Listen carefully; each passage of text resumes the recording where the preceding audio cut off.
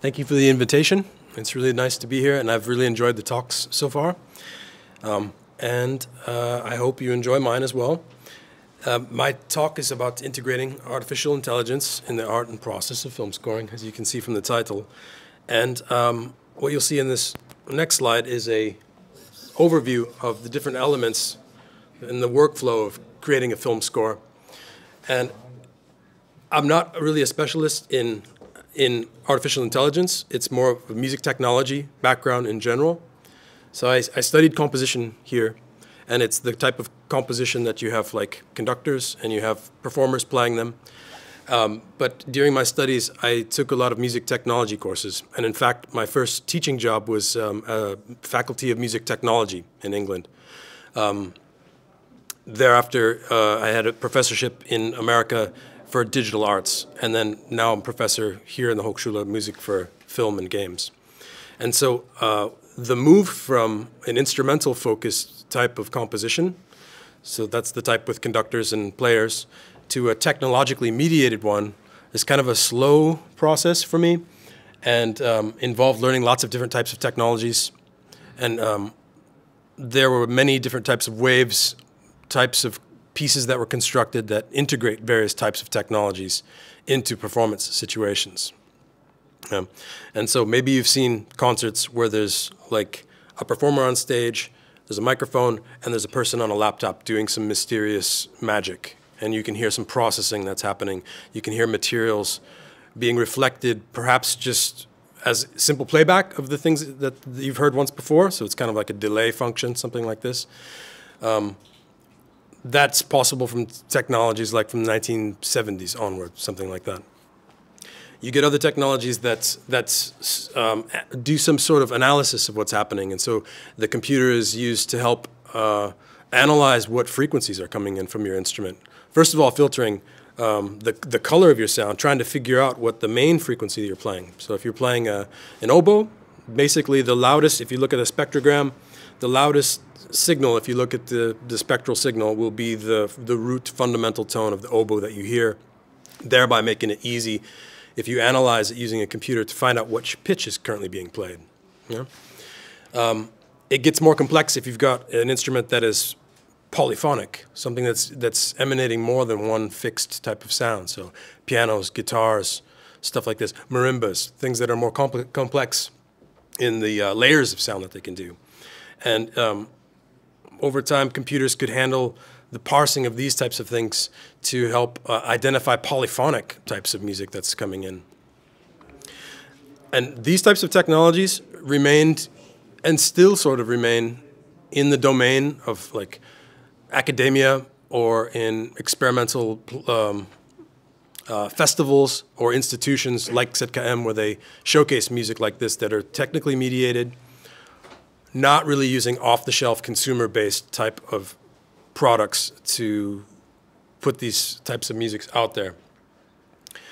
What we see with this revolution of AI is elements of what I'm talking about, being able to track what pitches there are, use of technology to sort of democratize who has access to these types of things.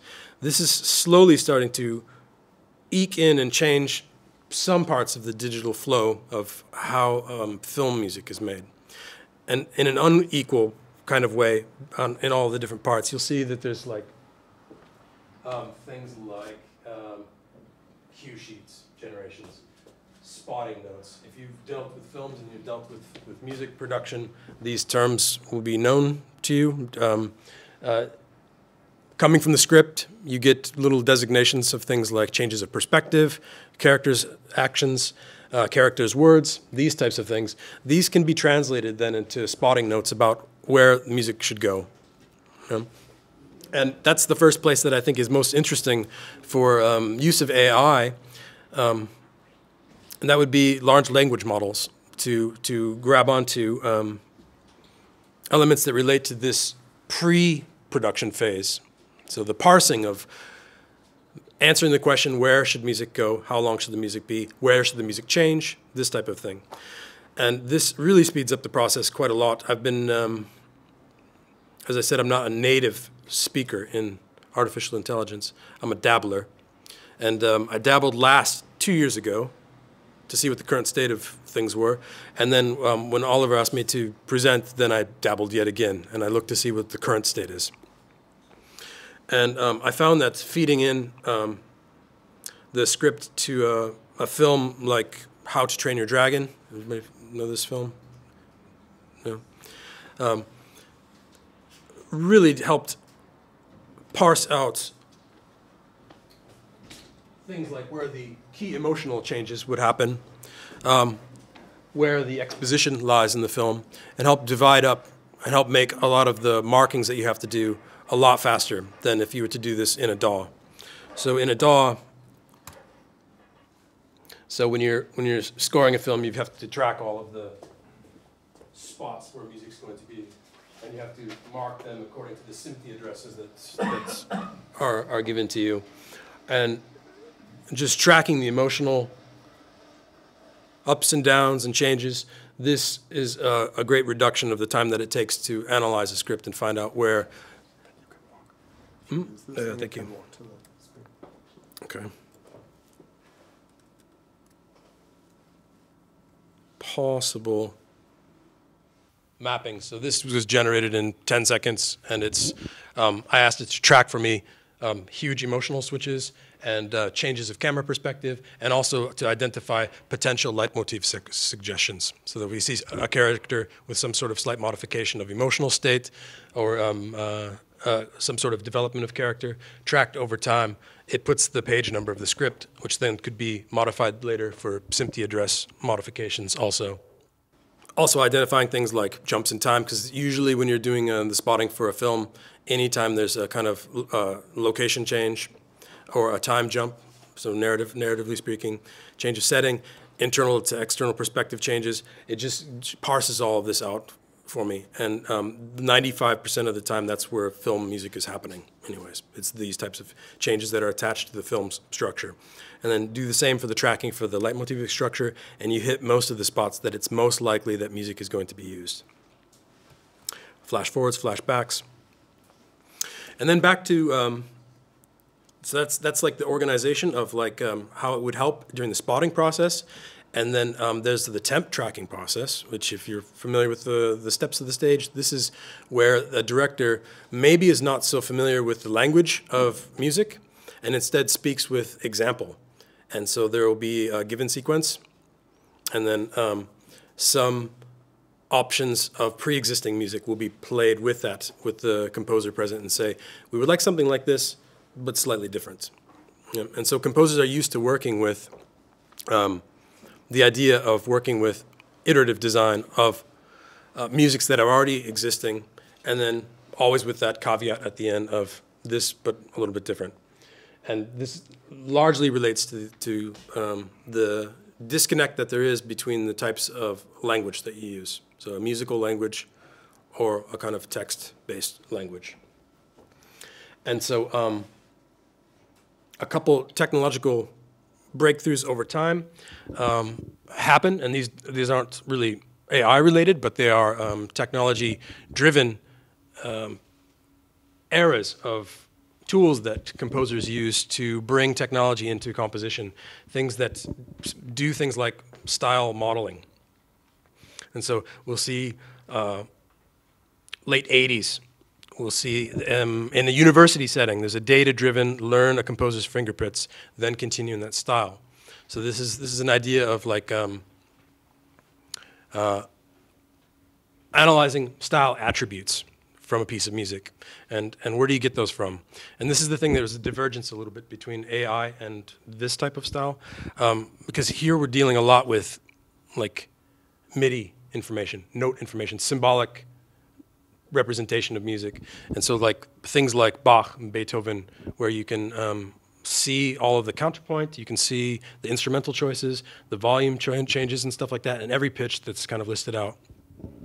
And a lot of current models that try to deal with that, like we'll see here with OpenAI's MuseNet, that later kind of went, or they abandoned the project basically, is also dealing with this type of symbolic data to generate new stuff. And I've got a couple examples that you can hear from that. all the way up to a completely user-friendly, no knowledge of music necessary, enter a prompt, and you get music spit out at you, okay? And so we'll parse through a couple of those, seeing that this trajectory is from this era, old school, relatively recent, to now.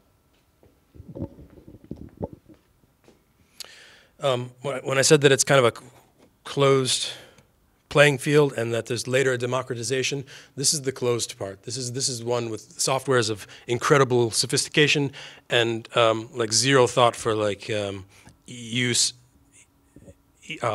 like for the normal user. It takes a long time. You have to live with these softwares for a long time to generate any kind of information. But here's one of the early computer-assisted composing technologies that's called Open Music. And in this one, you work with kind of modules. You can do things like transcribe audio in a basic kind of way and output music notation. And you see that it's parsed in a way that doesn't involve meter or different types of instruments. Instead, it's just like raw harmonies in a time axis. And this type of information, so you could have a sample, you could have a temp track loaded into there, analyze what it is spectrally, have it be represented in a music notation way, export this into a notation program, have it played by people, and done. So the workflow is quite complicated. Different one from the different era. This is Bach. This is like a rule-based composition toolkit where you can do things like generate canons, generate all kinds of melodic ideas, and make iterations of them according to different mathematical models. So this is algorithmic compositional tools, closed box kind of stuff. Jumping up to now, this Somax from 2 years ago. It's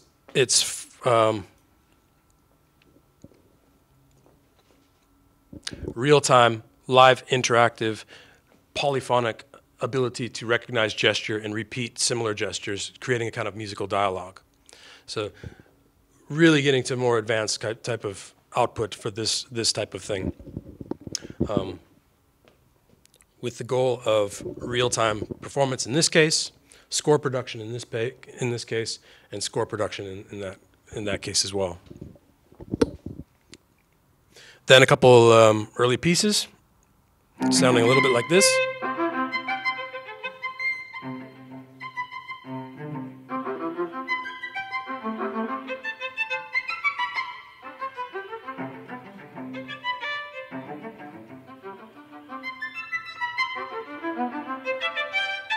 Next example.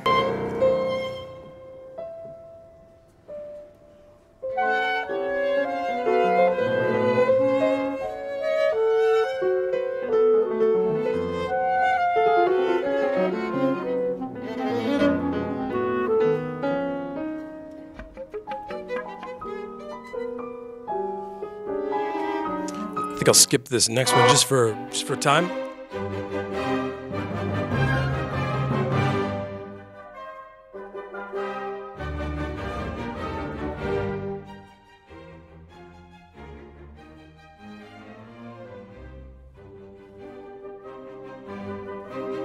One year later.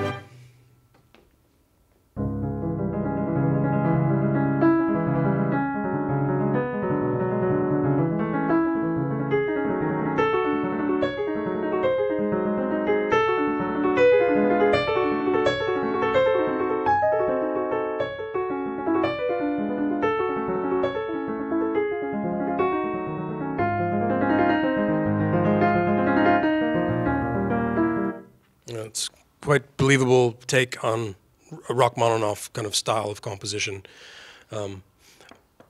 Later abandoned, as you can see here, faced legal challenges from major record labels.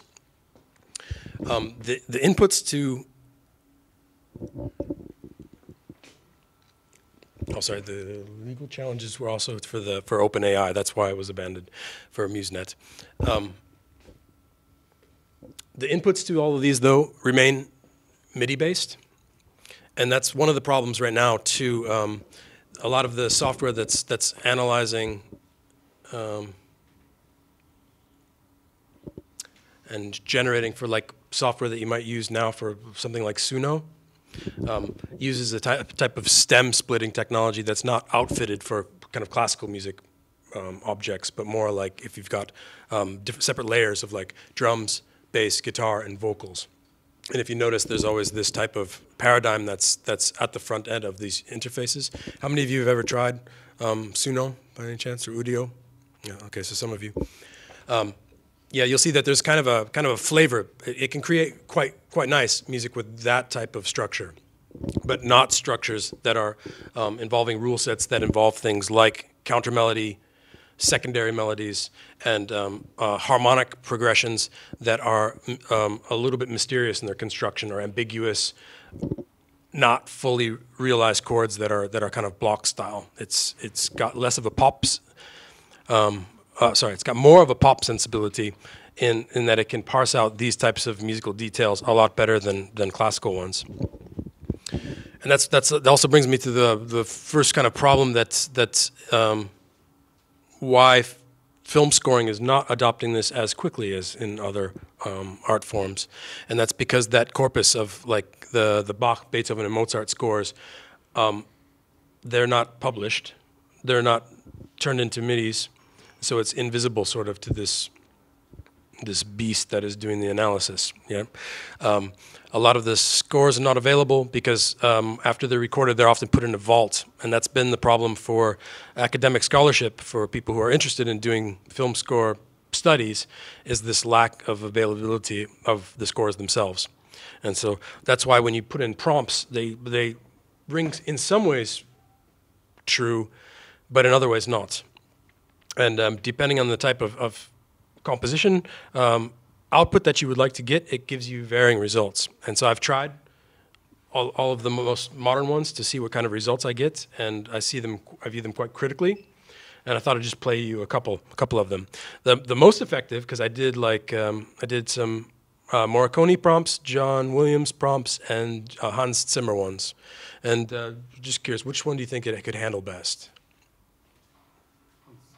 Hans Zimmer. It could do it quite well. I had a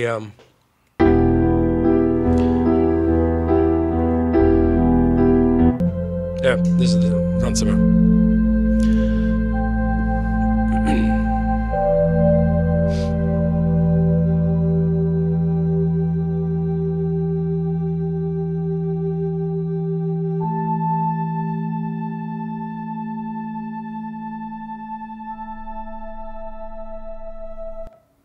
It almost gets close to the Interstellar. The Interstellar score is quite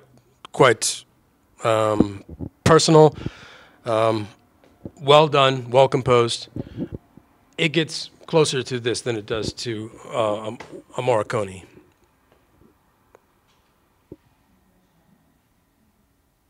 It's not playing.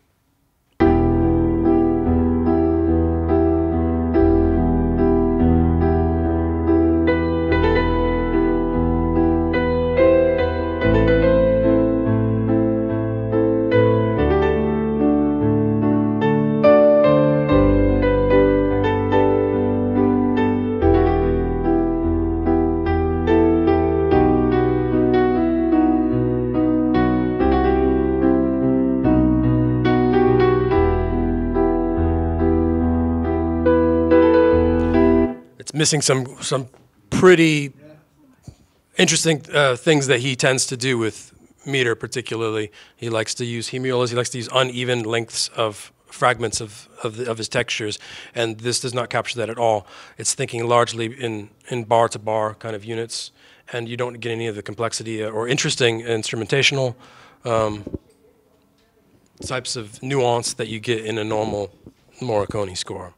Also, another recent technology would be engines like Note Performer. There's another kind of democratization of the music tools that are being used. And by the way, at the end, there will be a QR code, and you can see links to all of the technologies that I'm talking about today. But I've been recently using Note Performer in my workflow, and it's AI-driven. It's a black box. They don't tell you how it is, and it's actually not. It's following a set of rules, a complex set of rules, but still a set of in-the-box rules that always output the same results. but it does analyze the musical gesture, parses it with nice dynamics, parses it with nice playing techniques, and makes it sound quite realistic. Moving the idea of having a demo score that used to sound like. So I'll play you a mock-up of Cape Fear, the opening titles, the old Cape Fear. Okay, basic MIDI, no note performer.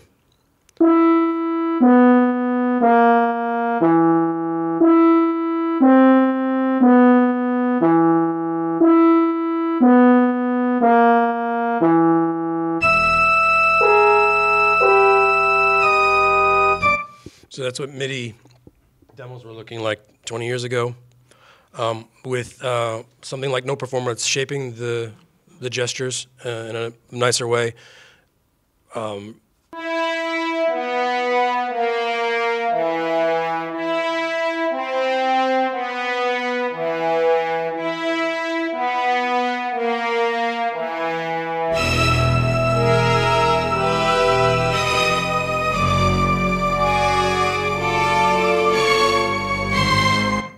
So it's getting quite improved in terms of placement and in terms of the richness of the sound.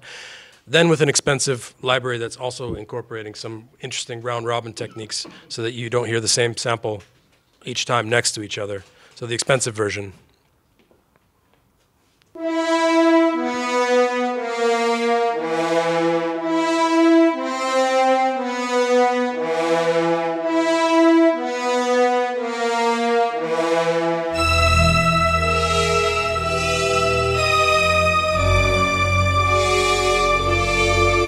So in order to make a better impression of what the score is going to sound like when it's recorded, this is more of the kind of level that people are expecting for the demos to sound. Okay, so that would be use of certain types of music technologies at the production stage and the composition stage, particularly helping people who are doing the orchestration tasks. So that's another one of those areas of workflow for film music composition. And then there's also tools that are coming from AI these days that I will show you that are at the master level now. So this would be automated mastering tools. What's happened is that in the workflow, they're starting to integrate little tiny changes in the complexity level of operating things like a compressor. So basically, you could do the same yourself if you take so music engineer classes, learn how a compressor works. In music informatics, you learn how to build a compressor from scratch inside of an object-based program like Max MSP. But you can't assume that the rest of the user base is going to have this type of or this length of schooling and this type of access to the technology. Instead, now they've turned it into a one-button choice. So what type of mastering do you want? I would like, no, turn it on. And I can't see my reanalyze button, but there's a reanalyze section button there. And you'll see that it does some processing. And the end result is that you get dynamically processed music that you used to have to pay a mastering engineer for to get that waveform hot where it needs to be, and to a professional standard. So that's like three areas where AI is sort of eking its way into this process, but until things like the film archives are made available and are published and are transformed into MIDI, we won't really see as much of a uptake of use to create cinema-style music and like the Hollywood style where melodies and leitmotifs and stuff are the stuff of the music. Can I take some questions now, or would that be a good idea?